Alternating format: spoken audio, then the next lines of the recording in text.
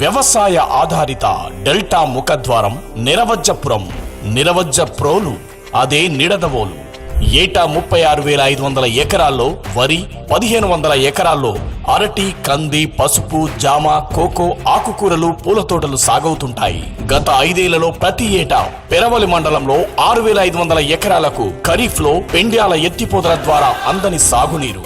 గత ఏడాది అకాల వర్షాలకు ఉన్రాజవరంలో దెబ్బతిన్న 12,500 హెక్టార్లలో వరికి అందని కనీస మద్దతు ధర, పంట నష్ట రైతులకు అందని సాయం.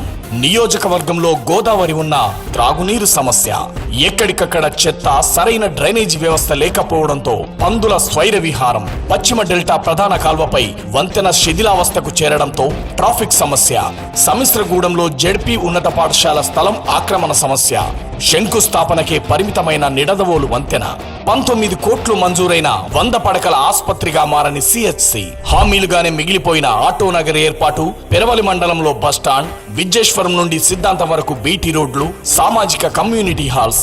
ఈ సమస్యల పరిష్కారాలకు జనసేన, టీడీపీ, బీజేపీల ఉమ్మడి అసెంబ్లీ అభ్యర్థిగా కందుల దుర్గేష్ పోటీ చేస్తున్నారు. కందుల దుర్గేష్ గారు ఎకనామిక్స్ లో మాస్టర్ డిగ్రీ పూర్తి చేసి జిల్లా కాంగ్రెస్ కమిటీ అధ్యక్షులుగా, ఉమ్మడి ఆంధ్రప్రదేశ్ ఎమ్మెల్సీగా పనిచేసిన అనుభవజ్ఞులు. ప్రస్తుతం జనసేన పిఎసి సభ్యులుగా, ప్రతినిధిగా, తూర్పు గోదావరి అధ్యక్షులుగా ఉన్నారు.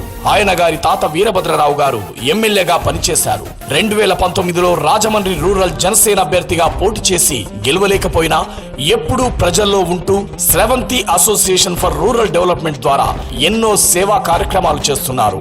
మీ అమూల్యమైన ఓటు జనసేన, తెదేపా, భాజపాల ఉమ్మడి అసెంబ్లీ అభ్యర్థిగా కందుల దుర్గేష్ గారికి వేయించి గెలిపించగలరని మనవి. జై జనసేన, జై జై జనసేన.